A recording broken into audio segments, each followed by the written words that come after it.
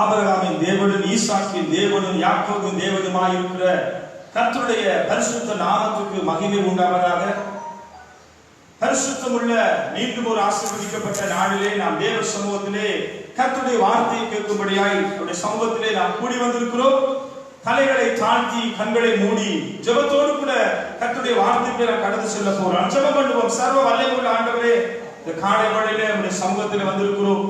ஒரு மரித்து போன தெய்வத்துடைய சத்தத்தை கேட்பதற்காக அல்ல, ஒரு மனுஷனுடைய சத்தத்தை கேட்பதற்காக அல்ல, உயிருள்ளவர், ஜீவனுள்ளவர், ஜீவிக்கிறவர், எங்கள் மத்தியிலே உலாவுகிறவர், ஆண்டவரே மரணத்தை ஜெயித்தவராய் இருக்கிற உம்முடைய வெள்ளிய சத்தத்தை கேட்கும்படியாக நாம் கடந்து வந்திருக்கிறோம். என் தேவனாகிய கர்த்தர், இதோ அடியேனாக என்னை மறைத்து நீர் பேசுகிறார். எப்படி அன்றைக்கு மோசேயுடைய வாயாயிருந்து பேசினீரோ, இதோ என்னை உம்முடைய சிலுவைக்கு பின்பதாய் மறைத்துக் கொள்ளும். இது ஒரு மனுஷ சத்தமாய் காணப்படாதபடிக்கு ஜீவனுள்ள, ஜீவிக்கிற, வல்லமை உள்ள, மாட்சிமை உள்ள, மகிமை நிறைந்த தேவனுடைய சத்தமாய் இது கடந்து வரட்டும். இந்த வார்த்தைகள் இந்த காலைகளில் உயிர்ப்பிக்கட்டும். இந்த வார்த்தைகள் அவர்களை பலப்படுத்தட்டும், தைரியப்படுத்தட்டும். இந்த வார்த்தைகளை அனுப்பி குணமாக்குகிறார், விடுதலையாக்குகிறார், அப்படியே கண்ணீரெல்லாம் துடைக்கிறார். வேதம் சொல்லுகிறது, வசனத்தை அனுப்பி நான் உங்களை குணமாக்குவேன் என்று சொன்ன வார்த்தைகள் இந்த சத்திய வார்த்தைகள் அவளை விடுதலையாக்கட்டும். இயேசு கிறிஸ்துவின் உயிர்த்தெழுந்த வல்லமை நாமத்தினாலே தாழ்த்தி உங்களை உயர்த்தி ஒப்புக் கொடுத்து ஜெபிக்கிறோம். ஜீவனுள்ள நல்ல பிதாவே, ஆமென், ஆமென், ஆமென். கர்த்தர் நல்லவர். என்னோடு கூட நாளிலே தேவனுடைய வார்த்தையை தியானிக்க நாம் திருப்பிக் கொள்வோம். ஏசாயாவின் புத்தகம் 41 அதிகாரம் 10, 13, 14 வசனங்களை நாம் வாசிக்க கேட்போம். இந்த வார்த்தைகள் இப்படியாய் சொல்கிறது. ஏசாயாவின் புத்தகம் 41 அதிகாரம் 10, 13, 14 வசனங்களை நாம் வாசிக்கிற பொழுது அந்த வார்த்தைகள் சொல்கிறது, நீ பயப்படாதே, நான் உன்னுடனே இருக்கிறேன், திகையாதே, நான் உன் தேவன், நான் உன்னை பலப்படுத்தி உனக்கு சகாயம் பண்ணுவேன், என் நீதியின் வலது கரத்தினாலே உன்னை தாங்குவேன், உன் தேவனாய் இருக்கிற கர்த்தராகிய நான் உன் வலது கரத்தை பிடித்து பயப்படாதே, நான் உனக்கு துணை நிற்கிறேன் என்று சொல்லுகிறேன். யாக்கோபு என்னும் சிறு பூச்சியை, இஸ்ரவேலின் சிறு கூட்டமே, பயப்படாதே, நான் உனக்கு துணை நிற்கிறேன் என்று கர்த்தரும் இஸ்ரவேலின் பரிசுத்தமாய் இருக்கிற உன் மீட்பர் உரைக்கிறார் என்று இந்த வார்த்தைகள் சொல்கிறது. எனக்கு பிரியமான சகோதரனே, சகோதரியே, இந்த நாட்களிலே நானும் நீங்களும் மிகவும் ஒரு நெருக்கமான சூழ்நிலையிலே வாழ்ந்து கொண்டிருக்கிறோம். ஒரு விதமான பயம் நம்மை நெருக்கி கொண்டிருக்கிறது. ஒரு விதமான மரண பயம், எதிர்காலத்தை குறித்த பயம், ஏதோ ஒரு இனம் தெரியாத பயம் நம்மை சூழ்ந்து கொண்டிருக்கிறது. இந்த சூழ்நிலையிலே தேவனாகிய கர்த்தர் நம்மை பார்த்து சொல்கிறார், பயப்படாதே, do not fear, don't be afraid. ஆண்டவருடைய வேதம் சொல்கிறது, பயப்பட வேண்டாம், அஞ்சாதே, I will help you, நான் உன்னோடு கூடவே இருப்பேன். தேவனுடைய வார்த்தை இப்படியாக நாளில் நம்மை பலப்படுத்திக் கொண்டிருக்கிறது. ஆகையினாலே எனக்கு பிரியமான சகோதரனே, சகோதரியே, ஆண்டவருடைய வேதம் நமக்கு தெளிவாய் சொல்கிறது. இன்றைக்கு நானும் நீங்களும் பயந்து வேதனைப்பட்டு கலங்கி நிற்கிற பொழுது நம்மை பார்த்து பயப்படாதே என்று சொல்லக்கூடிய ஒரே வல்லமை உள்ள வார்த்தை கர்த்தருடைய வார்த்தை மாத்திரம்தான். ஆகையினாலே எனக்கு பிரியமான சகோதரனே, சகோதரியே, இந்த வார்த்தைகளை நாம் வாசிக்கிற பொழுது நாம் பார்க்கிறோம், ஆண்டவருடைய பிரசன்னத்திலே நின்று கொண்டிருக்கிற நானும் நீங்களும் ஆண்டவர் நம்மை பார்த்து சொல்லுகிறார், I will help you, நான் உனக்கு உதவி செய்வேன், நான் உன்னோடு கூட இருக்கிறேன், பயப்படாதே, பயப்பட வேண்டாம், அஞ்சாதே என்று சொல்லி பல விதத்திலே கர்த்தர் நம்முடைய வார்த்தையை கொண்டு நம்மை பலப்படுத்தி இருக்கிறதை நான் நீங்கள் அறிந்திருக்கிறோம். ஆகையினாலே நாம் தொடர்ந்து இந்த வார்த்தைகளை வாசிக்கிற பொழுது ஏசாயாவின் புத்தகம் 44 அதிகாரம் 2வது வசனத்தை நாம் வாசிக்கிற பொழுது அந்த வார்த்தைகள் நமக்கு சொல்லுகிறது, உன்னை உண்டாக்கியவரும் தாயின் கர்ப்பத்திலே உன்னை உருவாக்கியவரும் உனக்கு துணை செய்கிறவருமாகிய கர்த்தர் சொல்கிறதாவது, என் தாசனாகிய யாக்கோபே, நான் தெரிந்து கொள்ளப்பட்ட யெசுரனே, பயப்படாதே. இந்த காலை வேளையிலே உலக சூழ்நிலைகள், உலகத்தினுடைய காரியங்களை கண்டு பயந்து கலங்கி போய் நிற்கிற நமக்கு தேவன் கொடுக்கிற ஒரு வாக்குத்தத்தமான வார்த்தைகளாய் காணப்படுகிறது. இந்த நாளிலே இந்த பயப்படாதே, do not fear என்று சொன்ன தேவன் நம்மை பார்த்து, ஆண்டவர் நம்மை பார்த்து சொல்கிறார், இந்த பயம் நமக்குள்ளே காணப்படுகிறது, இந்த பயத்திலிருந்து நாம் வெளியே வர வேண்டும் என்று சொல்லி ஆண்டவர் விரும்புகிறார். ஆகையினாலே தான் நம்மை பார்த்து சொல்கிறார், பயப்படாதே என்று சொல்கிற வார்த்தைகளை நாம் பார்க்கிறோம். இந்த ஏசாயா தீர்க்கதரிசியின் புத்தகத்தை குறித்து சில காரியத்தை உங்களோடு நான் பகிர்ந்து கொள்ள விரும்புகிறேன். இந்த ஏசாயா புத்தகத்தினுடைய தீர்க்கதரிசி புத்தகத்தினுடைய காரியங்களை பார்ப்போமானால் அந்த வார்த்தைகளிலே நாம் பார்க்கிறோம், அந்த 66 அதிகாரங்களை கொண்ட அந்த புத்தகம் மொத்தமாகவே 66 புத்தகங்கள் அதிகாரங்களை கொண்ட இந்த ஏசாயாவின் புஸ்தகம் பார்க்கிறோம். அது நமக்கு ஒரு குட்டி பைபிளாக வேதத்தில் இருக்கிற 66 புஸ்தகங்களையும் அடக்கி ஒரு சின்ன குட்டி வேத புத்தகமாக நமக்கு அது எழுதி கொடுக்கப்பட்டிருக்கிறது. ஆகையினால்தான் ஏசாயாவின் புஸ்தகத்தில் 66 அதிகாரங்கள் அங்கே அடங்கி இருக்கிறது. அந்த 66 அதிகாரத்திலே நாம் பார்க்கிறோம் 1 தொடக்கம் 39வது வார்த்தைகள் வரை பழைய ஏற்பாட்டு வெளிப்பாடுகளை அதிலே நமக்கு கொடுக்கப்பட்டிருக்கிறது. 40 தொடக்கம் 66 அதிகாரங்களும் அந்த 27 புஸ்தகங்களும் புதிய ஏற்பாட்டு சத்தியத்தை நமக்கு வெளிப்படுத்துகிறது. ஆகையினாலே இந்த நாட்களிலே இந்த ஏசாயாவின் தீர்க்கதரிசன புத்தகத்தை நானும் நீங்களும் கேட்டுக்கொண்டிருக்கிற பொழுது, இந்த சத்தத்தை நாம் கேட்டுக்கொண்டிருக்கிற பொழுது ஆண்டவர் நம்மை பார்த்து சொல்லுகிறார், பயப்படாதே. இந்த 41வது வசனங்கள், அங்கே 44வது அதிகாரங்கள், 41வது அதிகாரங்கள் எல்லாமே புதிய ஏற்பாட்டிலே தேவன் நமக்கு கொடுக்கிற வாக்குத்தத்தமான ஒரு சத்தியமாய் அது காணப்படுகிறது. ஆகையினாலே இந்த தேவன் நம்மை பார்த்து பயப்படாதே என்று சொல்லி 366 தடவைகள் தேவன் நம்மை பார்த்து சொல்லுகிறார். எதற்கு சொல்லுகிறார் என்றால், அங்கே லீஃப் வருஷங்கள் என்று சொல்லப்படுகிற அந்த வருஷங்களை இணைத்து 366 தடவைகள் வேத ஆராய்ச்சியாளர்கள் அங்கே சொல்லி இருக்கிறார்கள். வேதத்திலே 366 தடவைகள் நீ பயப்படாதே, நீ பயப்படாதே, நான் உன்னோடு கூட இருக்கிறேன், நான் உன்னோடு கூட இருக்கிறேன் என்று சொல்லி ஆண்டவர் நம்மை பார்த்து 366 தடவைகள் இந்த வேத புத்தகத்திலே அங்கே பயப்படாத எழுதப்பட்டிருக்கிறதை நாம் காணக்கூடியதாக இருக்கிறது. ஆகையினாலே எனக்கு பிரியமான சகோதரனே, சகோதரியே, இந்த வார்த்தைகளை நாம் கேட்டுக்கொண்டிருக்கிற பொழுது எந்த சூழ்நிலையிலே ஆண்டவர் நம்மை பார்த்து பயப்படாதே என்று வாக்கு கொடுக்கிறார் என்று சொல்லி நாம் அறிந்து கொள்ள வேண்டும். இந்த காலங்கள் நமக்கு மிகவும் நெருக்கமான, நம்முடைய வறுமையான அல்லது பண நெருக்கடியான, பஞ்சம், இப்படிப்பட்ட தேவைகள் நிறைந்த, நெருக்கடி நிறைந்த சூழ்நிலையிலே நாம் ஆண்டு கொண்டிருக்கிறோம். பல கேள்விகள் நமக்குள்ளே காணப்படுகிறது. பல காரியத்தை குறித்து நாம் அங்கலாய்த்துக் கொண்டிருக்கிறோம். என்ன நடக்க போகிறது, இனிவரும் காலங்கள் எப்படி இருக்கும், இந்த சூழ்நிலைகள் எப்படி மாறும், இதுல இருந்து எப்படி நாம் பாதுகாக்கப்படக்கூடும், இந்த காரியம் இப்படி இருக்கிறதுனாலே நம்முடைய வருமானங்கள், நம்முடைய வேலைகள், நம்முடைய தொழில் காரியங்கள் அல்லது நம்முடைய தேவைகள் அல்லது நம்முடைய காரியங்களை குறித்து இந்த இப்படிப்பட்ட நெருக்கடியான சூழ்நிலைகளிலே நாம் நிறைந்து காணப்படுகிற பொழுதுதான் கர்த்தர் நம்மை பார்த்து சொல்லுகிறார், பயப்படாதே, பயப்படாதே, பயப்படாதே என்று சொல்லி நம்மை பார்த்து சொல்லுகிறார். பயப்படாதே என்று சொன்ன தேவன் நம்மோடு கூட உடன்படிக்கை பண்ணியிருக்கிறார். என்ன சொல்றார்? I will help you, நான் உனக்கு உதவி செய்வேன் என்று சொல்கிறார். I am with you, நான் உன்னோடு கூட இருப்பேன் என்று சொல்கிறார். எவ்வளவு காலத்துக்கு என்னோடு கூட இருப்பேன் என்று ஆண்டவர் சொல்கிறார். இந்த வார்த்தைகளை வாசிக்கிற பொழுது அவர் நம்மை விட்டு விலகாதவரும், நம்மை கைவிடாதவரும், நம்மை விட்டு விலகாதவருமாய் இருக்கிற தெய்வமாய் நம்மோடு கூட காணப்படுகிறார். ஆகையினாலே இந்த சூழ்நிலையில கர்த்தர் இந்த பயப்படாதே என்று சொன்ன வார்த்தையோடு கூட நம்மை விட்டு கடந்து போற தேவன் அல்ல. ஆண்டவருடைய வேதம் சொல்லுகிறது, அவர் வாக்குத்தத்தம் பண்ணினவர் உண்மை உள்ளவர். வேதம் சொல்லுகிறது, மனுஷன் வாக்குத்தத்தத்தை மாறுவான், மனுஷன் வாக்கு மாறுவான். வேதம் சொல்லுகிறது, பயப்படாதே என்று சொன்ன தேவன் நம்மை சொன்னவர் மாத்திரமல்ல, நம்மை பயத்திலிருந்து நம்மை நீக்குகிறவரும், நம் பயத்தில் இருக்கிற பொழுது நம்மை பலப்படுத்துகிற தெய்வமாய் காணப்படுகிறார். ஆகையினாலே இந்த பயப்படாதே என்று சொன்ன இந்த வாக்குத்தத்தத்துக்குள்ளே, இந்த வசனத்துக்குள்ளே தேவன் நமக்கு வைத்திருக்கிற நன்மையான காரியம் என்ன என்பதை குறித்து நாம் ஒரு சில காரியங்களை மாத்திரம் தியானித்து நாம் ஜெபிக்க போறோம். திருப்பிக் கொள்வோம். முதலாவது நாம் பார்க்கிறோம் எரேமியாவின் புத்தகம் 30வது அதிகாரம் 10வது வசனத்தை நாம் வாசிக்க கேட்போம். நாம் திருப்பிக் கொள்வோம். எரேமியாவுக்கு எழுதின நிருபம் 30வது அதிகாரம் 10வது வசனம் இப்படியாய் சொல்லுகிறது, ஆகையால் என் தாசனாகிய யாக்கோபே நீ பயப்படாதே, இஸ்ரவேலே கலங்காதே என்று கர்த்தர் சொல்லுகிறார். இதோ நான் உன்னை 10 மாத்திரம் 10வது வசனம் மாத்திரம் வாசிங்க. நான் உன்னை தூரத்திலும் சந்ததியை தங்கள் சிறையிருப்பின் தேசத்திலும் இராதபடிக்கு ரட்சிப்பேன். யாக்கோபே திரும்பி வந்து அமர்ந்து சுகித்திருப்பான், அவனை தத்தளிக்க பண்ணுகிறது இல்லை.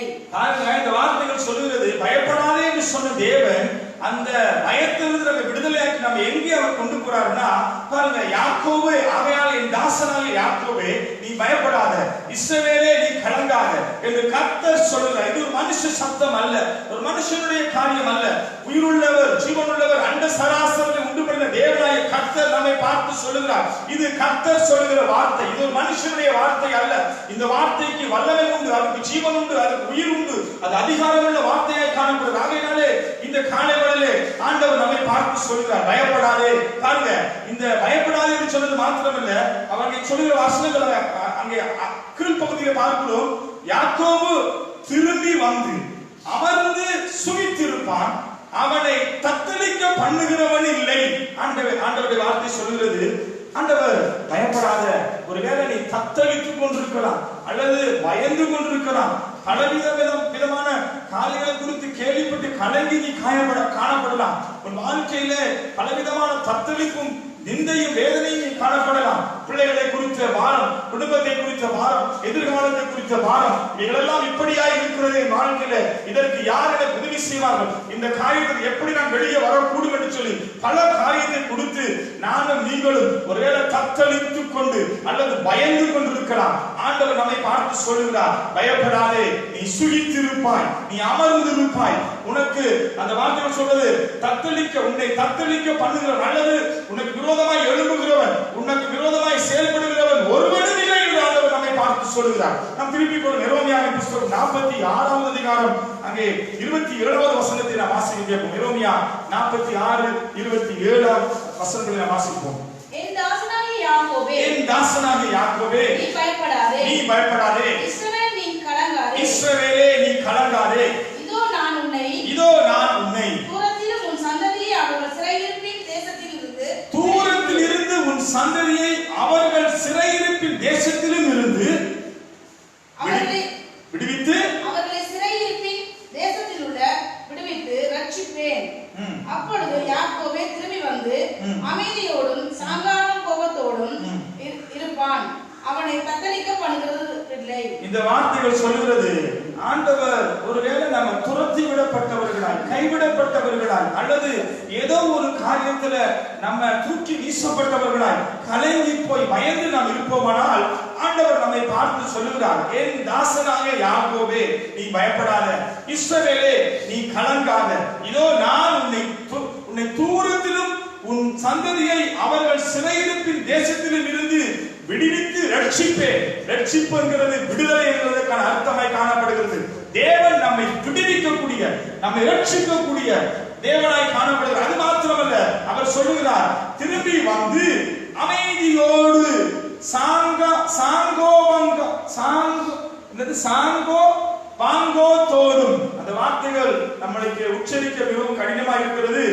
மிகவும் தெளிவாக இதை வாசிப்போமானால் சாங்கோ வாங்கத்தோடும் அதனுடைய அர்த்தங்கள் பார்க்கிறோம். இருப்பான், அவனை தத்தளிக்க பண்ணுகிறவனும் இல்லை.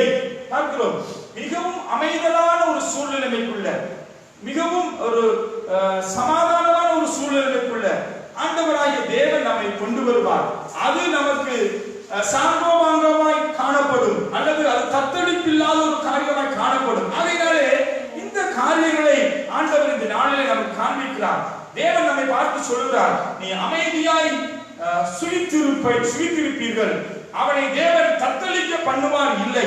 எந்த சூழ்நிலைகளும் எந்த காரியங்களும் நம்மளை தத்தளிக்க அல்லது நம்மளை வேதனைப்படுத்த, பயப்படுத்த அல்லது நம்மளை நிந்திக்க, அது நமக்கு நிந்தையாகவோ அவமானமாகவோ நமக்கு காணப்படாதபடிக்கு கர்த்தராகிய தேவன் நம்மோடு கூட வாக்கு பண்ணுகிறார், நீ சுகித்திருப்பாய், நீ அங்கே உனக்கு விரோதமாய் ஒரு மனுஷன் எழும்பாதபடிக்கு நான் உன்னோடு கூட இருப்பேன்.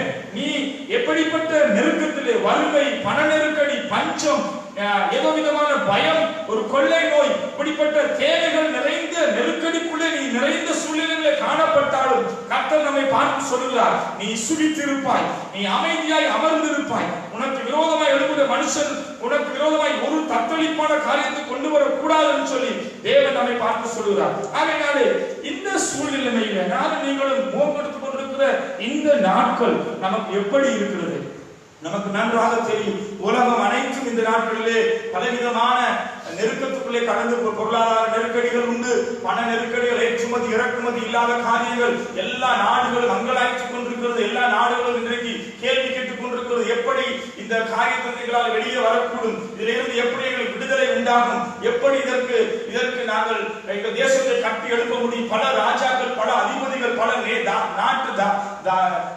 நாட்டு ராஜாக்கள் இந்த நாட்களில் அங்கலாய்த்துக் கொண்டிருக்கிறதை நாம் பார்க்கிறோம். இப்படிப்பட்ட காலத்திலே தான் நானும் நீங்களும் நின்று கொண்டிருக்கிறோம். பலர் விதமாய் பேசிக் கொண்டிருக்கிறார்கள். நாளை மறுதினம் என்ன ஆகுமோ, அங்கே இருக்கிற ஊரடங்கு சட்டம் எடுப்பார்களா, தொடர்ந்து இந்த காரியங்கள் நடைபெறுமா, இதன் நிமித்தமாய் நம்முடைய காரியத்திலே பல தடைகள் காணப்படுகிறது. வருமானங்கள்ல, வியாபார என்னுடைய பண காரியங்களை இப்படி பல காரியத்திலே எங்களுக்கு பலவிதமான கேள்விகள் உண்டு என்று சொல்லி இந்த சூழ்நிலைகளும் இந்த சந்தர்ப்பத்திலும் கூட கர்த்தர் நம்மை பார்த்து சொல்லுகிறார், நீ சுகித்திருப்பாய், செழித்திருப்பாய், வாழ்ந்திருப்பாய், நீ அமைதியாய் அமர்ந்திருப்பாய், உன்னை தத்தளிக்க பண்ணுகிறவர் ஒருவனும் இல்லை, எந்த விதமான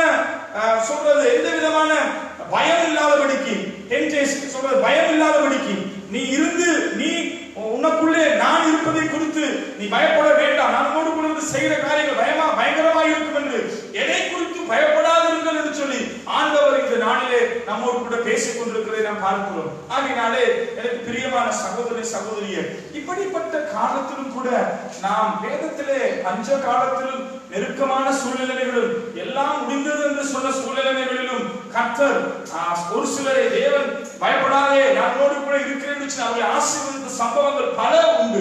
ஒரு சில காரியங்களை மாத்திரம் நாம் பார்த்து நாம் ஜெபித்து தியானித்து கடந்து வருவோம். 1 ராஜாக்கள் புத்தகம் 17ஆம் அதிகாரம் 12-13 நாம் வாசிக்கிற பொழுது அந்த பகுதிகள் இப்படியா சொல்லுது. 1 ராஜாக்களின் புத்தகம் அதற்கு அவள் பானையில் ஒரு பிடி மாவு கரையத்தில் கொஞ்சம் எண்ணெயுமே அல்லாமல் என்னிடத்தில் ஒரு அடையாளம் இல்லை என்று உம்முடைய தேவனாகிய கர்த்தருடைய ஜீவனை கொண்டு சொல்லுகிறேன். இதோ நானும் என் குமாரனும் சாப்பிட்டு செத்து போக அதை எனக்கும் அவனுக்கும் ஆயத்தப்படுகிறதுக்கு 2 விறகு பொறுக்கிறேன் என்றான். அப்பொழுது எலியா அவளை பார்த்து, பயப்படாதே. நான் பார்க்கிற இந்த பகுதியை நமக்கு மிகவும் தெரிந்த ஒரு பகுதி, பல தடவைகள் நாம் தியானித்திருக்கிறோம்.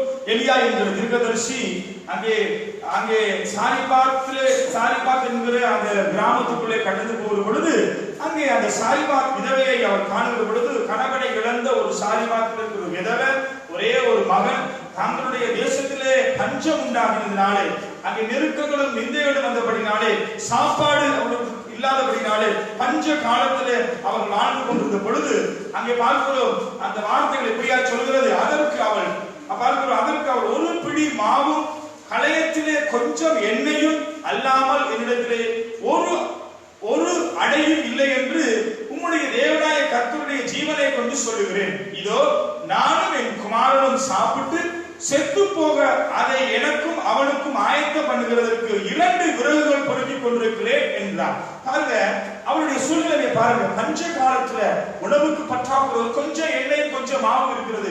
நான் இதை சாப்பிட்டுட்டு நான் என் பிள்ளையும் மறித்து போவதற்கு ஆயத்தமாய் கொண்டிருக்கிறோம்.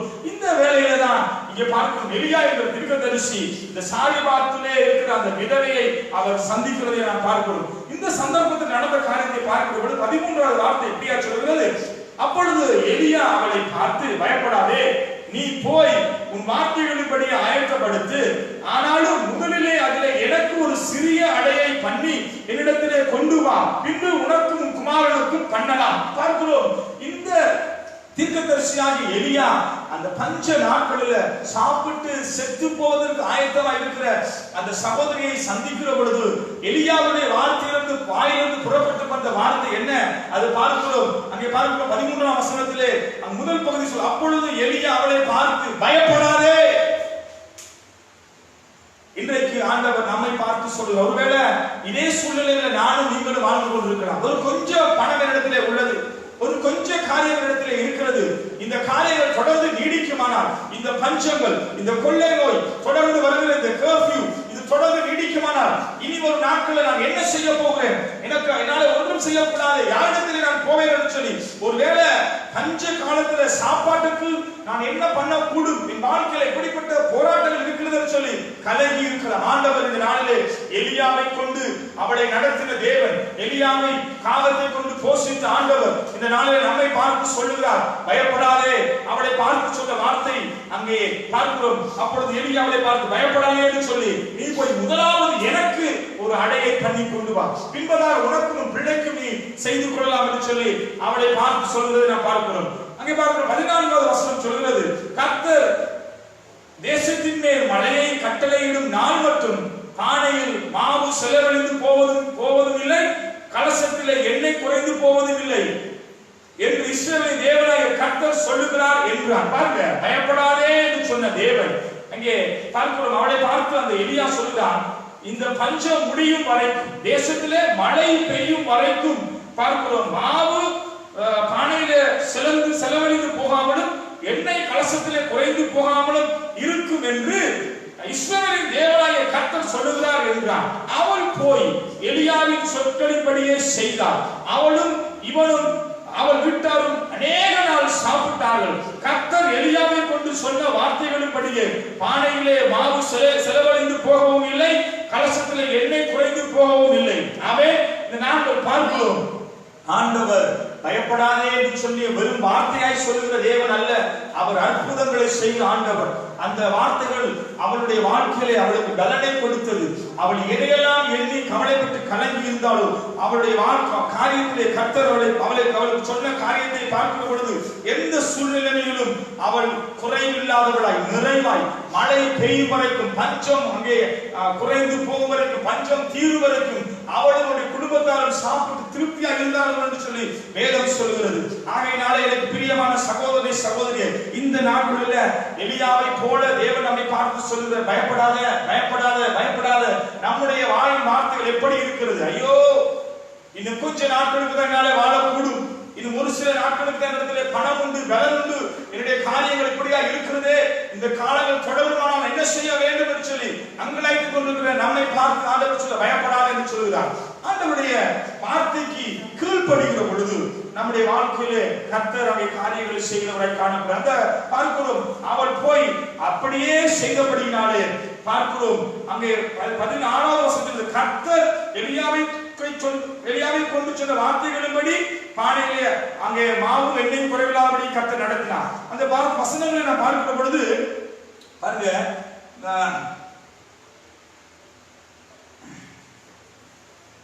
பாருங்க 15வது வசனத்தில் அவள் போய் எலியாவின் சொற்படியே செய்தாள். என்ன செய்தாளா? அவ முதல் சொன்னது என்னன்னா, ஐயோ கொஞ்சம் மாவு எண்ணெய் இருக்கு, 2 விறகு நான் பொறுக்கிட்டு இருக்கிறேன், அதுல நான் 2 அடைய பண்ணி நானும் என் மகனும் ஆளுக்கு ஒரு அடைய பண்ணி சாப்பிட்டு ஒரு அப்பத்தை பண்ணி சாப்பிட்டு நான் சாக போகிறோம் என்று சொல்லி அவனுடைய வாய் வார்த்தைகள் அப்படியே காணப்பட்டது. அவளை பார்த்து ஆண்டவர் பயப்படாதே என்று சொல்லி சொன்ன பொழுது அவருடைய வாழ்க்கை மாறினது. என்ன செய்தார்? எலியாவுடைய வார்த்தையின்படியே அங்க என்ன செய்தார்? அவள் போய் எலியாவின் சொற்படியே செய்தாள். அவளும் இவனும் அவள் வீட்டார் அநேக நாள் சாப்பிட்டார்கள் என்று வேதம் சொல்லுகிறது. எனக்கு பிரியமான சகோதரனே சகோதரியே, இந்த நாளிலே பயப்படாதே என்று சொன்ன தேவன் நம்மை பார்த்து சொல்லுகிற காரியம் என்ன? நமக்குள்ள ஒரு விசுவாசம் காணப்பட வேண்டும். நாம் யாரோடு கூட இருக்கிறோம்? பயப்படாதே நம்மை பார்த்து சொன்ன தேவன் எப்படிப்பட்ட தேவன்? அந்த சராசரி உண்டு பண்ணின ஆண்டவர், வானத்தை பூமி உண்டாக்கின தேவன், மரணத்தை ஜெயித்தவர், அவருடைய வாயின் வார்த்தைகளை அதிகாரம் உண்டு வல்லமை உள்ள தேவன். அவர் சொல்ல ஆளும் கட்டளையிட நிற்கும். அவர் வானத்தை பூமி உண்டாக்கினவர், அவர் காற்றை கடலை அதட்டின தேவன். அவரிடத்திலே மகிமையான வல்லமையான காரியங்கள் உண்டு. அவர்தான் நம்மை பார்த்து சொல்லுகிறார், பயப்படாத பயப்படாத, நான் உன்னோடு கூட இருக்கிறேன் என்று சொல்லி சொல்கிறதை பார்க்கிறோம். இந்த நாட்களிலே நானும் நீங்களும் கொரோனாவை குறித்து பயந்து கலங்கி நிற்கிறோம். இப்படிப்பட்ட சூழ்நிலையில என்ன நடக்க போகுது? இந்த காரியங்களினால அரசாங்கத்தில் இருக்கிற பெரிய தலைவர்கள் இன்றைக்கு குழம்பி போயிருக்கிறாங்க. பல விதத்துல அவர்களால இந்த தேசத்தை கட்டி எழுப்ப கூடாதபடிக்கு பல நெருக்கங்கள் அவர்களுக்குள்ள வந்து கொண்டிருக்கிறது. அவர்களுடைய வாழ்க்கையிலும் அவர்கள் சமாதானத்தை இழந்து எப்படி இந்த ஜனங்களை நான் நடத்துவேன், எப்படி இந்த தேசத்தை திரும்பவும் கட்டுவேன், இழந்து போன இந்த இடத்துக்கு எப்படி திரும்ப என்னால வரக்கூடும், ஏற்றுமதி இறக்குமதி கொடுக்கல் வாங்கல் இப்படி பல காரியங்களிலே என் தேசம் விழுந்து போய் காணப்படுவது எப்படி திரும்ப கட்டக்கூடும் என்று சொல்லி இதை குறித்து பல விதத்துல பல உலகத்தார் இன்னைக்கு பயந்து பேசிக் கொண்டிருக்கலாம். என் வியாபாரத்துல எனக்கு எல்லாமே நஷ்டம், என் வருமானம் எல்லாமே நின்று போயிட்டு, இந்த வாழ்க்கையில எல்லாமே முடிந்தது என்று சொல்ற சூழ்நிலையில தான் ஆண்டவர் நம்மை பார்த்து சொல்லுகிறார், பயப்படாதே, நான் உன்னை சுகித்திருக்க பண்ணுவேன், உன்னை தப்புவிக்க பண்ணுவேன், ஒருவரும் இல்லை என்று சொல்லி கவலைப்பட்டு கலங்கி இருக்காத, நான் உன்னோடு கூட இருக்கிறேன், நீ அமர்ந்து இருப்பாய், நீ சுகித்து இருப்பாய், நீ அமைதியா இருப்பாய் என்று சொல்லி ஆண்டவர் இந்த வாக்குத்தத்தமான வார்த்தைகளை இந்த நாளில் நம்மோடு கூட பேசிக் கொண்டிருக்கிறார். ஆகையினாலே எனக்கு பிரியமான சகோதரி சகோதரியே, நம்முடைய வாழ்க்கையில பயத்தை எடுத்து போடக்கூடியவர் அல்லது பயத்திலிருந்து நம்மை விடுதலையாக்கக்கூடியவர் அந்த அந்த கர்த்தராகிய இயேசு கிறிஸ்து ஒருவரே. அவரை நாம் சார்ந்து இருக்கிற பொழுது, அவரை நாம் நம்பி வாழுகிற பொழுது அவர் நமக்கு ஜெயம் கொடுக்கிறவராய் காணப்படுகிறார். இரண்டாவது நாம் பார்க்கிறோம், பயப்படாதே என்கிற வாக்குத்தத்தத்திற்கு தேவன் நமக்கு கொடுக்கிற ஆசீர்வாதங்கள் என்ன என்று பார்க்கும் பொழுது ஏசாயாவின் புத்தகம் 43வது அதிகாரம் 1-2 வசனங்களை நாம் வாசிக்க கேட்போம். ஏசாயாவுக்கு நிருபம் 43வது அதிகாரம் 1-2 வசனங்களை நாம் வாசிக்கிற பொழுது அந்த வார்த்தைகள் இப்படியே சொல்கிறது. இப்பொழுதும் யாக்கோபே, உன்னை சிருஷ்டித்தவரும் இஸ்ரவேலே உன்னை உருவாக்கியவருமாகிய கர்த்தர் சொல்லுகிறதாவது, பயப்படாதே, உன்னை மீட்டுக் கொண்டே உன்னை பேர் சொல்லி அழைத்தேன், நீ என்னுடையவன். நீ தண்ணீரை கடக்கும் போது நான் உன்னோடு கூட இருப்பேன், நீ ஆறுகளை கடக்கும் பொழுது அவைகள் ஒரு பேரிலே புரளுவதில்லை, நீ அக்கினியிலே நடக்கும் பொழுது வேகாதிருப்பாய், அக்கினி ஜுவாலை உன் பேரில் பற்றாது இருக்கும் என்று சொல்லி ஆண்டவர் சொல்லுகிறார். நாங்கள் பார்க்கிறோம் 43வது அதிகாரம் 1-2 வார்த்தைகளை வாசிக்கிற பொழுது பார்க்கிறோம், சோதனைகளும் போராட்டங்களும் பலவீனங்களும் நமக்குள்ளே காணப்பட்டாலும் அத்தனை பலவீனங்களுக்கு மத்தியிலே வாழ்ந்து கொண்டிருக்கிற நம்மை பார்த்து சொல்லுகிற தேவன், நான் உன்னை மீட்டுக் கொண்டேன், உன்னை பெயர் சொல்லி அழைத்தேன், நீ என்னுடையவள், நீ என்னுடையவன், நீ ஆசீர்வாதமாய் இருப்பாய் என்று சொல்லி ஆண்டவர் வாக்கு பண்ணுகிறதை நாம் பார்க்கிறோம். இந்த வாக்குத்தத்தங்கள் யாருக்கு சொந்தமானது என்று நமக்கு தெரியுமா? பார்க்கிறோம், சொல்ற, நான் உன்னை மீட்டுக் கொண்டேன், உன்னை பெயர் சொல்லி அழைத்தேன், நீ என்னுடையவன், நீ ஆசீர்வாதமாய் இருப்பாய் என்று சொல்லி ஆண்டவர் சொல்கிறார். ஆகையினாலே நீ பயப்படாதே, உன்னை பெயர் சொல்லி அழைத்த தேவன் நீ என்னுடையவன் என்று சொல்வதை நாம் பார்க்கிறோம். அதனை தொடர்ந்து அடுத்த 2வது வசனத்திலே பார்க்கிற பொழுது நாம் பார்க்கிறோம், இந்த வாக்குத்தத்தம் யாருக்கு சொந்தமானது என்று தெரியுமா?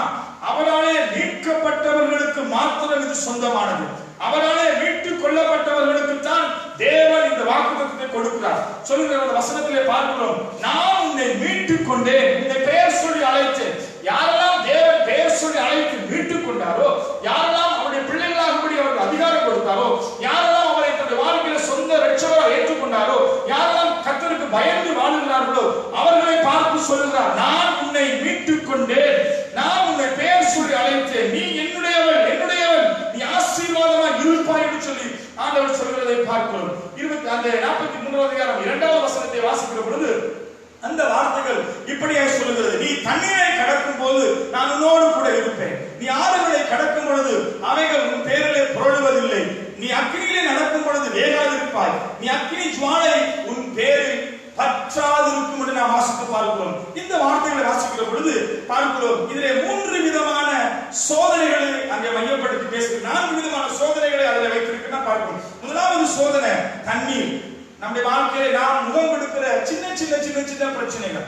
இரண்டாவது சோதனை ஆறுகள், அது அதிக போராட்டம் நிறைந்த ஒரு சூழ்நிலை வாழ்க்கை. மூன்றாவது அக்கினி, இதை விட கொஞ்சம் மிகுதியான போராட்டங்கள் பாடுகள். நான்காவது அக்கினி ஜுவாலை, அது பார்க்கிற பொழுது சாத்ராக் மேஷாக் ஆபேத்தினுடைய அந்த அனுபவத்துக்குள்ளே நம்மை கொண்டு வருகிறது. ஆகையினாலே இந்த அக்கினி ஜுவாலை அனுபவத்திலே 4 விதமான சோதனைகளும் போராட்டங்களும் காணப்படுகிறது. ஆகையினாலே நம்ம பார்க்கிறோம், தண்ணீர் என்கிறது ஒரு சிறிய போராட்டங்கள், வீடுகளில் நடக்கிற சின்ன பிரச்சனை. ஆறுகளை நீ கடக்கும் பொழுது, தண்ணீரை கடக்கும் பொழுது நான் உன்னோட இருப்பேன். சின்ன பிரச்சனை வரும்பொழுது ஆண்டவர் சொல்றாரு, பயப்படாத, நான் உன்னோட இருக்கிறேன். இன்னைக்கு நம்ம ஒரு சின்ன பிரச்சனையை பார்த்தாலே சோர்ந்து போய் நாளாம் அடிச்சு நம்ம வாழ்க்கையில பல கேள்விகளை கேட்டுக்கிட்டு நம்ம பல விதத்துல மனுஷனை தேடி ஓடி ஓடி ஓடி இந்த காரியத்தை குறித்து யாரிடத்துல நான் கேட்பேன், யார் உதவி செய்வார்னு சொல்லி மனுஷனை நம்பி ஓடுகிற வாழ்க்கை நாம் வாழ்ந்து கொண்டு இருக்கிறோம். பாருங்க, சின்ன தண்ணீரை கடக்கவே நம்மளால கூடாமல் இருக்கிறது. அப்புறமா பார்க்கணும், ஆறுகளை கடக்கும் பொழுது அது கொஞ்சம், அதை விட கொஞ்சம் அதிக பிரச்சனை வரும் பொழுது இன்னும் நம்ம விலகிடப்படுறோம், சோர்ந்து போகிறோம். அடுத்ததாக அக்கினியில நாம நடக்கிற பொழுது அது மிகுந்த போராட்டமா இருக்கும், பயங்கரமான வேதனையா இருக்கும்.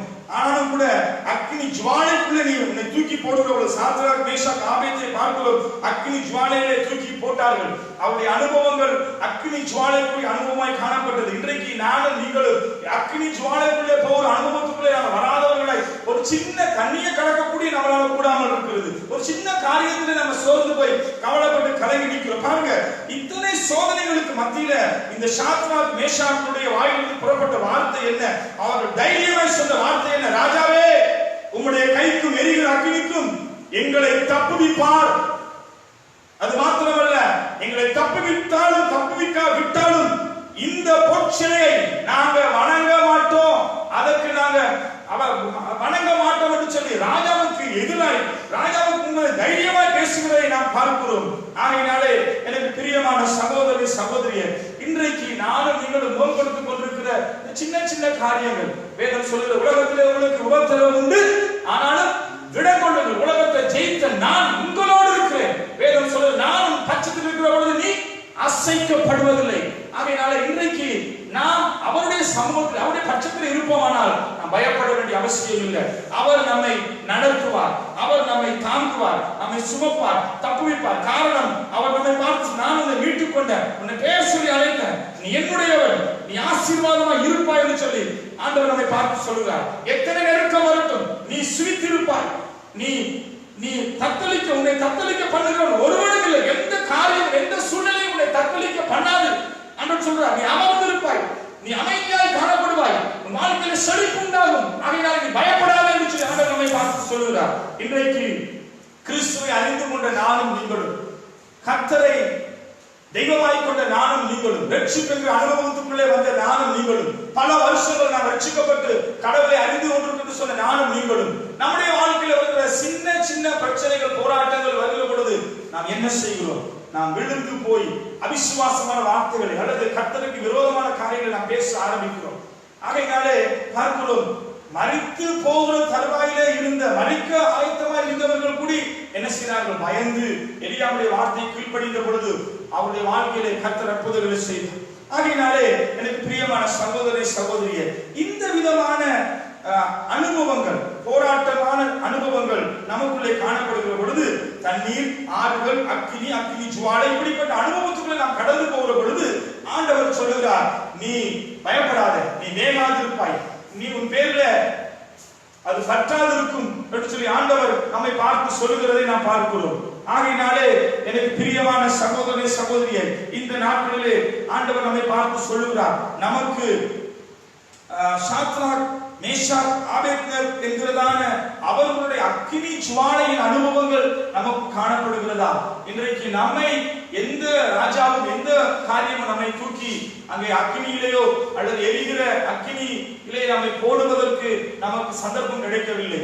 அப்படிப்பட்ட சந்தர்ப்பம் நமக்கு கிடைத்தால் நான் நீங்களும் என்ன செய்வோம் என்பதை குறித்து நாம் சிந்திக்க வேண்டும். ஆகையினாலே அந்த அந்த சாத்ராக், மேஷாக், ஆபேத்நேகோ என்பவர்கள் அந்த சூழ்நிலையில் சொல்லுகிறார், தைரியமாய் ராஜாவை பார்த்து சொல்லுகிறார்கள், ராஜாவே, உம்முடைய கைக்கும் எரிகிற அக்கினிக்கும் எங்கள் தேவன் எங்களை தப்புவிப்பார், அவர் தப்புவிக்கா விட்டாலும் நாங்கள் இந்த சிலையை வணங்க மாட்டோம், இந்த பொற்சிலையை வணங்க மாட்டோம் என்று சொல்லி அவர்கள் தைரியமாய் கர்த்தருக்கு முன்பதாய் நின்றதை நாம் பார்க்கிறோம். நடந்த சம்பவம் உங்களுக்கு தெரியும். அவர்களை தூக்கி அங்கே 7 மடங்கு சூடான அக்கினிக்குள்ளே தூக்கி போடுகிற பொழுது அந்த வேத வசனங்களை வாசித்து பாருங்கள். அங்கே தூக்கி போட்ட பெரிய குண்டர்கள், பெரிய ராட்சசர்கள், பெரிய பலவான்கள் அந்த அக்கினியிலே போடும் பொழுது கிட்ட போகிற பொழுதே அவர்கள் என்ன செய்தார்கள்? அப்படியே பொசுங்கி போனார்கள் என்று வேதம் சொல்கிறது. ஆனால் இந்த 3 பேரை அங்கே அக்கினிக்குள்ளே போடுகிற பொழுது 4வதாக அவர்களை விடுவிக்கக்கூடியவர், அவர்களை பார்த்து பயப்படாதே என்று சொன்ன தேவன், அவர்களுக்கு இயேசு கிறிஸ்துவுக்காய் கர்த்தருக்காய் வைராக்கியமாய் நின்றவர்களை விடுவிக்கும்படியாய் அந்த அக்கினி ஜுவாலை அனுபவத்துக்குள்ள, அந்த போராட்டத்துக்குள்ள அந்த 3 பேரோடு 4வது பேராய் கர்த்தராகிய இயேசு கிறிஸ்து அவர்களோடு கூட இருந்து அவர்களை விடுதலையாக்கினார் என்று வேதம் நமக்கு சொல்லுகிறது. ஆகையினாலே எனக்கு பிரியமான சகோதரனே சகோதரியே, என்னோடு கூட இதனால இந்த யூடியூப் கூடாக, Facebook கூடாக வசனத்தை கேட்டுக்கொண்டிருக்கிற சகோதரனே சகோதரியே, உன்னுடைய வாழ்க்கையில இந்த அனுபவங்கள் உண்டா? ஆண்டவர் நம்மை பார்த்து சொல்லுகிறார், ஒருவேளை எல்லாமே முடிந்தது, மரணத்துக்கு நான் கடந்து போகிற சூழ்நிலைகளை வாழ்ந்து கொண்டிருக்கிறேன், என் எதிர்பார்ப்புகள் எல்லாமே தோல்வியாக இருக்கிறது, நான் கையிட்டு செய்த காரியங்கள் எல்லாமே எனக்கு வேதனையும் கண்ணீரும் துக்கமா இருக்கிறது, இப்படிப்பட்ட சம்பவத்திலையும் யார் எனக்கு உதவி செய்வார்கள் என்று நான் காத்திருக்கிற சூழ்நிலைகளோடு அமர்ந்திருக்கிறாயா? ஆண்டவர் இன்றைக்கு உன்னை பார்த்து சொல்லுகிறார், பயப்படாதே, நான் உன்னை மீட்டுக் கொண்டேன், உன்னை பெயர் சொல்லி அழைத்தேன், நீ என்னுடையவள், நீ என்னுடையவள், நான் உன்னோடு கூட இருக்கிறேன், அஞ்சாதே, பயப்படாதே என்று சொல்லி நம்மோடு கூட நாளில் தேவன் நம்மை வாக்கு பண்ணி நம்மை நடத்தி கொண்டிருக்கிறார். நாங்கள் பார்க்கிறோம், இங்கே 3வது காரியமாய் நாம் பார்க்கலாம். 1வது காரியமாய் நாம் பார்த்தோம், ஆண்டவர் நமக்கு அமர்ந்திருக்க பண்ணுகிறார், நம்மை சுவித்திருக்க பண்ணுகிறார். 2வது காரியமாய் நாம் பார்த்தோம், எத்தனை நெருக்கங்கள், அக்கினி போன்ற சோதனைகள் நமக்குள்ளே வந்தாலும் நம்மை விடுவிக்கக்கூடியவராய் இருக்கிறார். 3வது நாம் பார்க்கிறோம், பார்க்கிறோம். நம்முடைய ஆண்டவர் நமக்கு சொல்லுகிற இந்த வார்த்தை, இந்த பயப்படாதே என்கிற வார்த்தைக்குள்ளே நமக்கு வைத்திருக்கிற ஆசீர்வாதம் என்ன என்று பார்ப்போமானால், மரித்து போன நிலைமையிலும் கூட விசுவாசத்தையும் பெருகும்படி பயப்படாதே என்கிற வாக்குத்தத்தத்தை நமக்கு கொடுத்திருக்கிறார். நான் பார்க்கிறோம், மரிக்க போகிறோம். அங்கே சாரிபாத் சொல்லுறா, நாங்க சாக போகிறோம் என்கிற சூழ்நிலையில அவளை பார்த்து எலியா பயப்படாது என்று சொன்னதை நான் வாசித்து பார்க்கிறோம். இந்த மூன்றாவது சம்பவத்தை நான் பார்க்கிற பொழுது, மரித்து போன சூழ்நிலையில, மரித்து எல்லாம் முடிந்தது என்ற சூழ்நிலையிலும் அங்கே ஆண்டவர் நான் உன்னோடு கூட இருக்கிற பயப்படாது என்று சொல்லி அற்புதங்களை செய்கிற தெய்வமாய் காணப்படுறார். திருப்பிக் கொள்ளும் மார்க் எழுதின நிருபம், நாம் திருப்பிக் கொள்ளும் 5ஆம் அதிகாரம் 36வது வசனத்தை நான் வாசிக்க கேட்போம். மார்க் 5:36 வாசிக்க கேட்போம். அவர்கள் சொன்ன வார்த்தையை இயேசு கேட்டவுடனே ஜெப ஆலய தலைவனை நோக்கி பயப்படாதே விசுவாசம் உள்ளவனாய் இரு என்று சொல்லி நாம் பார்க்கிறோம். இந்த 36வது வார்த்தைகள் அங்கே நாம் வாசித்த நடுப்பகுதியாக காணப்படுகிறது. அங்கே பார்க்கிறோம், அவர்கள் சொன்ன வார்த்தையை இயேசு கேட்டபோது, எவர்கள் சொன்ன வார்த்தையை, என்ன வார்த்தையை இயேசு கேட்ட பொழுது ஜெப ஆலய தலைவரை நோக்கி பயப்படாத விசுவாசம் உள்ளவனாய் இரு என்று சொன்னார். அந்த 37வது வசனத்திலே மேலையும் கீழே நாம் கொஞ்சம் வாசித்து பார்க்கிற பொழுது பார்க்கிறோம், ஜெப ஆலய தலைவர் பாருங்க, ஜெப ஆலய தலைவனாகிய ஒருவன், அங்கே 35 வாசிப்போம். இவர் இப்படி பேசிக் கொண்டிருக்கையில் ஜெப ஆலய தலைவனுடைய வீட்டிலே இருந்து சிலர் வந்து, உம்முடைய குமாரத்தி மரித்து போனால் இனி ஏன் போதகரை வருத்தப்படுத்துகிறீர் என்றார்கள். அவர்கள் சொன்ன வார்த்தையை இயேசு கேட்டவுடனே ஜெப ஆலய தலைவனை நோக்கி பார்த்து பயப்படாத விசுவாசம் உள்ளவனாய் இரு என்று சொல்லி அந்த வார்த்தை அங்கே சொல்லுகிறதை நாம் பார்க்கிறோம். அந்த ஜெப ஆலய தலைவர் என்று சொல்லுகிற பொழுது நாம் பார்க்கிறோம், ஒரு நல்ல மதிப்புக்குரிய ஒரு மனுஷன், எல்லாரும் அவனை மதிக்கக்கூடிய நல்ல உயர்ந்த ஸ்தானத்துல எப்பொழுதும் தேவனோடு நெருங்கின உறவுல இருக்கிற, தேவனை சார்ந்து வாழ்கிற, கர்த்தருக்கு கடவுளுக்கு பயந்த ஒரு மனுஷன் தான் ஜெப ஆலய தலைவர், சபை போதகர். இவனுடைய மகள் அங்கே வியாதிப்பட்டிருக்கிறார் என்று சொல்லி என்ன செய்யறாருன்னா, ஆண்டவராகிய இயேசு கிறிஸ்துவினிலே வந்து அவர் சொல்லுகிறார், போதகரே என்னுடைய மகள் வியாதிப்பட்டிருக்கிறார், நீர் வந்து அவளுக்கு பிரார்த்தனை பண்ண வேண்டும், அவளுக்கு ஜெபிக்க வேண்டும் என்று சொல்லி அவர்களை கூப்பிடுகிற பொழுது ஆண்டவராகிய இயேசு கிறிஸ்து அங்கே கடந்து போவதற்கு சில தாமதங்கள் ஏற்பட்டது. அந்த தாமதங்களுக்குள்ளே பார்க்கிறோம், அந்த ஜெப ஆலய தலைவருடைய வீட்டிலே ஒரு செய்தி வருகிறது. அது என்ன செய்தி என்றால், இப்படி பேசிக் கொண்டிருக்கையில் ஜெப ஆலய தலைவருடைய வீட்டிலே இருந்து உம்முடைய குமாரத்தி மரித்து போனால் இனி ஏன் போதகரை வருத்தப்படுத்துகிறீர் என்றார்கள். பார்க்க அவன் போய் அந்த ஜெப ஆலய தலைவர் இயேசுவுடைய சமூக பாதத்திலே நின்று, என் பிள்ளைக்கு சுகம் வேண்டும், என் பிள்ளை வியாதி படுக்கையிலே படுத்திருக்கிறார், ஒரு மரண தருவாயிலே அவர் படுத்திருக்கிறார், அவளுக்கு ஒரு அற்புதம் செய்ய வேண்டும் என்று சொல்லி அவன் விசுவாசத்தோடு இயேசுவிடத்தில் வந்து நிற்கிறான். ஆனால் அங்கே நடந்த சம்பவம் என்ன, அவன் இயேசு வருகிறதுக்கு முன்பதாகவே அவன் மரித்து விட்டாள் என்று சொல்ற செய்தியை அவன் கேட்கும் பொழுது அவனுக்குள்ளே ஒரு கலக்கம் உண்டாயிற்று. பாருங்க, ஒரு மரித்து போன நிலைமையிலும் இருக்கிற பொழுதுதான் பாருங்க இயேசு அவனை பார்த்து பாருங்க, இயேசு கேட்டவுடனே ஜெப ஆலய தலைவனை நோக்கி பயப்படாதே விசுவாசம் உள்ளவனாய் இரு என்று சொல்லி ஆண்டவர் சொல்லுகிறதை நாம் பார்க்கிறோம். இந்த சம்பவத்தை நான் வாசிக்கிற பொழுது இதே அதிகாரத்தில் இதே சம்பவங்கள் லூக்கா 8வது அதிகாரம் 49 தொடக்கம் 56 வசனங்கள் வரைக்கும் அங்கே சொல்லப்பட்டிருக்கிறது. அதை நீங்கள் வீடுகளிலே நீங்கள் எடுத்து நீங்கள் வாசித்து பார்க்கலாம். அதை நாம் தொடர்ந்து வாசிக்க நேரம் போதாதபடினாலே லூக்கா 8:49 தொடக்கம் 56 வசனங்களை நீங்கள் வாசித்து தியானிக்கலாம். ஆகையாலே இந்த எல்லாமே முடிந்து போயிற்று என்கிற நிலைமையில பாருங்க, இந்த மகள் தன் உயிரை தியாகம் செய்து மரித்து போயிட்டாள், எல்லாம் முடிந்தது என்று சொல்லி ஒரு நிலைமையில தான் இன்றைக்கு ஆண்டவராகிய இயேசு அந்த ஜெப ஆலய தலைவனை பார்த்து சொல்லுகிறார், பயப்படாத விசுவாசம் உள்ளவனாய் இரு என்று சொல்வதை நான் பார்க்கிறோம். இன்றைக்கு நானும் நீங்களும் ஒருவேளை எல்லாமே முடிஞ்சிருச்சு என் வாழ்க்கையில் என்று சொல்லிக் கொண்டிருக்கலாம். என்னுடைய பிசினஸ், என்னுடைய வேலை, பணம், சுகம், என்னுடைய வாழ்க்கையில வேதனை, கண்ணீர், இப்படி எனக்கு எண்ணுக்கடங்காத போராட்டங்கள் என்னை நெருக்கிக் கொண்டிருக்கிறது. இனி ஏன் நான் வாழ வேண்டும், என்னால் இனி தலை தூக்க முடியாது, என் வாழ்க்கையில் எல்லாமே முடிந்தது என்று சொல்லிக் கொண்டிருக்கிற உன்னை பார்த்து ஆண்டவர் சொல்லுகிறார், முடிந்தவைகளை ஆண்டவர் ஆரம்பிக்கிற தேவன், புதிய ஒரு அத்தியாயத்தை, ஒரு புதிய பேஜ், ஒரு நியூ பேஜ் அவனுக்குள்ளாக ஆண்டவர் கொண்டு வரக்கூடிய தேவன். உலர்ந்த எலும்புகளை உயிரடைய பண்ணுகிற ஆண்டவர். நீ சொல்லிக் கொண்டிருக்கிறாயா, எல்லாமே முடிந்தது என் வாழ்க்கையிலே, இனி எனக்கு தோல்வி, என் வாழ்க்கையிலே நான் கைவிட்டு செய்கிற காரியங்கள் எல்லாமே எனக்கு வேதனையும் கண்ணீருமா இருக்கிறது, எதை நான் செய்தாலும் எனக்கு என் வாழ்க்கையில் அது தோல்வியாய் காணப்படுகிறது. வியாபாரங்கள் லட்சக்கணக்கில் நான் வியாபாரம் செய்து எனக்கு தோற்று போய் உட்கார்ந்து இருக்கிறேன். எனக்கு இப்படிப்பட்ட சூழ்நிலை நான் நிற்கிற பொழுது என்னுடைய வாழ்க்கையில தேசமும் எனக்கு இப்படியாக எனக்கு செயல்பட்டுக் கொண்டிருக்கிறபடினாலே எல்லா விதத்திலும் நான் எல்லாவற்றையும் இழந்து போனவனாய் எல்லாவற்றையும் முடித்து விட்டு ஒரு மரண தருவாயிலே உட்கார்ந்து கொண்டிருக்கிறேன் என்று சொல்லிக் கொண்டிருக்கலாம். ஆண்டவர் இன்றைக்கு இந்த மரித்து போன சூழ்நிலை இல்லை, அந்த ஜெப ஆலய தலைவனை பார்த்து சொல்லுகிறார், பயப்படாத, விசுவாசம் உள்ளவனாய் இரு. ஆண்டவர் நம்மை பார்த்து சொல்லுகிறார். ஒருவேளை நம்மை சுற்றி இருக்கிற காரியங்களை பார்த்து நம்ம பயந்து அவிசுவாசமான வார்த்தைகளை பேசி அல்லது நாம் தேவனை மறுதலிக்கிற ஒரு சூழ்நிலைகளை நாம் வாழ்ந்து கொண்டிருக்கலாம். ஆண்டவர் சொல்லுகிறாரு, எப்பேற்பட்ட மரித்து போன சூழ்நிலையா இருந்தாலும் தேவன் நமக்கு அற்புதங்களை செய்யக்கூடிய தேவன். ஆகையினாலே நாம் அவர்களை விசுவாசித்து வாழ வேண்டும், விசுவாசித்து நடக்க வேண்டும் என்று வேதம் நமக்கு சொல்லுது. ஆகையினாலே 38, 39, 40, 41 அதிகாரங்களை நாம் வாசிக்கிற பொழுது அங்கே நடந்த சம்பவத்தை குறித்து நாம் பார்க்கிறோம். பயப்படாதே, விசுவாசம் உள்ளவனாய் இரு என்று சொன்னது மாத்திரம் அல்ல, அவனுக்குள்ளே ஒரு அற்புதத்தை செய்யக்கூடிய தெய்வம் அவர் காணப்படுகிறார். ஜெப ஆலய தலைவருடைய வீட்டிலே வந்து சந்ததியையும் மிகவும் அழுது புலம்புகிறவர்களையும் கண்டு உள்ளே பிரவேசித்து, நீங்கள் சந்ததி பண்ணி அழுது கொண்டிருக்கிறது என்ன? பிள்ளை மரிக்கவில்லை, வித்திரையாக இருக்கிறார் என்றார். அதற்காக அவரை பார்த்து நகைத்தார்கள். எல்லாரையும் அவர் வெளியே போக பண்ணி பிள்ளையின் தகப்பனையும் தாயையும் தம்மோடைய வந்தவர்களையும் அழைத்துக் கொண்டு பிள்ளை இருந்த இடத்துக்குள்ளே பிரவேசித்தார். பிள்ளையின் கையை பிடித்து தலித்தா குமி என்றார். அதற்கு சிறு பெண்ணை எழுந்திரு என்று உனக்கு சொல்லுகிறேன் என்று அர்த்தமா? உடனே சிறு பெண் எழுந்து நடந்தார்.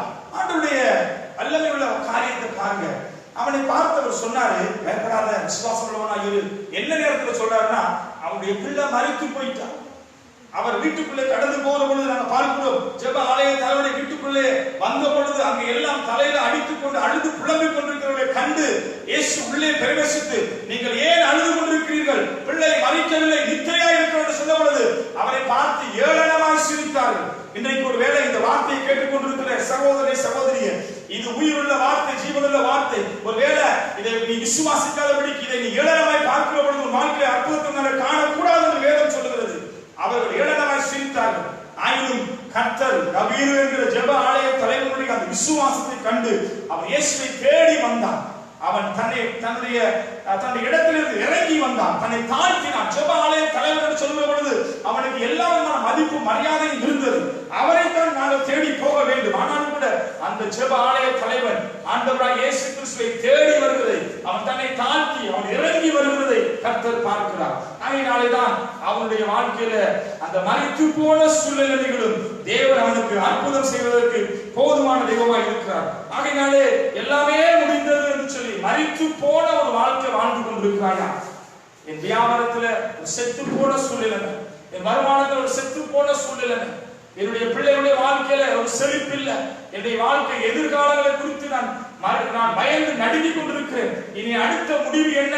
நான் இனி மரித்து போவதுதான், அல்லது நான் இனி ஏன் பூமியில வாழ வேண்டும்? என் வாழ்க்கையில எல்லாமே எனக்கு தோல்வியாக இருக்கிறது என்று சொல்லி ஒருவேளை இந்த செய்தியை கேட்டுக்கொண்டிருக்கிற சகோதரனை சகோதரியே, எந்த தேசத்துல, எந்த நாட்டில், எந்த இடத்துல கேட்டுக்கொண்டிருந்தாலும் ஆண்டவராகிய தேவன் உனக்கு அற்புதம் செய்யக்கூடியவராய் காணப்படுகிறார், உன்னை நேசிக்கிறவராய் காணப்படுகிறார். பயப்படாத, ஆண்டவரை நெருங்கி வா, அவரை சார்ந்து கொடு, அவரை விசுவாசி. உன் வாழ்க்கையில் இருக்கிற தோல்வி ஜெயமாய் மாறும், உன் கண்ணீர் துடைக்கப்படும், உன் துக்கம் நீங்கும், சந்தோஷமாய் மாறும். உன் வாழ்க்கையில் இருக்கிற தோல்வியெல்லாம் ஜெயமாய் மாற்றக்கூடிய தேவன், அழிந்து போன விழுந்து போன தூக்கி கட்டக்கூடிய தேவன் உன் வாழ்க்கையில் குறைவை நிறைவாய் மாற்றுவார். நினைக்கிறதுக்கு, கேட்கிறதுக்கு, ஜெபிக்கிறதுக்கு உன் வாழ்க்கையில் தருவார். அவரால் செய்யக்கூடாத காரியம் ஒன்றுமில்லை என்று வேதம் நமக்கு தெளிவாய் சொல்கிறது.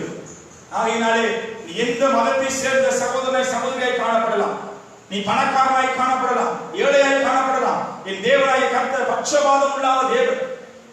நல்லோருக்கும் தீயோருக்கும் மழையையும் சூரியனையும் உதிக்கப்படுகிறார், மழையை பெய்யப்படுகிற தேவன். அவர் உன்னை நேசிக்கிறார், அவர் உனக்கு அற்புதம் செய்ய விரும்புகிறார். அவர் உன்னை பார்த்து சொல்லுற, பயப்படாத. இழந்து போன சூழ்நிலையிலே காணப்படுகிறாயா? மனுஷர் என்னை கைவிட்டார்கள், நான் நம்பினவர்கள், என் தகப்பன், தாய், என் மனைவி, என் கணவர், என் பிள்ளைகள் எல்லாவற்றையும் இழந்து போய் மரித்து போகிற தருவாயிலே வாழ்ந்து கொண்டிருக்கிற உன்னை அவர் உயிர்ப்பிக்க போதுமானவராக இருக்கிறார். இந்த காலை வேளையிலே ஆண்டவரை நோக்கி பார்க்கிற பொழுது, அவர் மேல் விசுவாசம் வைக்கிற பொழுது உன் வாழ்க்கையை அவர் செழித்திருக்க பண்ணுவார், உன்னை வாழ வைப்பார், உன்னை ஆசீர்வாதமாய் மாற்றுவார். நீ அமைதியான சூழ்நிலைகளை கர்த்தருடைய கொண்டு வருவார். ஆகையினாலே இந்த வார்த்தைகளை நான் தியானிக்கிற பொழுது, இந்த யபீரு என்கிறதான இந்த ஜெப ஆலய தலைவருடைய வாழ்க்கையில் நடந்த சம்பவங்கள், பிள்ளை மரிச்சு போயிடுச்சு, வீட்டிலே இருந்து செய்தி வருது, வேண்டாம் விட்டுருங்க, நீ போதகரை நீ தொந்தரவு பண்ண வேண்டாம், நம்ம போய் நடக்க வேண்டிய காரியங்களை பார்ப்போம், பிள்ளை அடக்கம் பண்ண வேண்டிய காரியங்களை பார்ப்போம் என்று சொல்லுகிற பொழுதுதான் ஆண்டவர் சொல்லுகிறார், விசுவாசம் உள்ளவனாயிரு. பிள்ளை உயிரோடு இருக்கும் பொழுது என்னை நம்பிலையா நீ வந்த, இப்ப செத்து போனதுக்கு அப்புறம் எங்கே உன் விசுவாசம் போனது? ஆண்டவர் அவளை பார்த்து கேட்கிறார், விசுவாசம் உள்ளவளா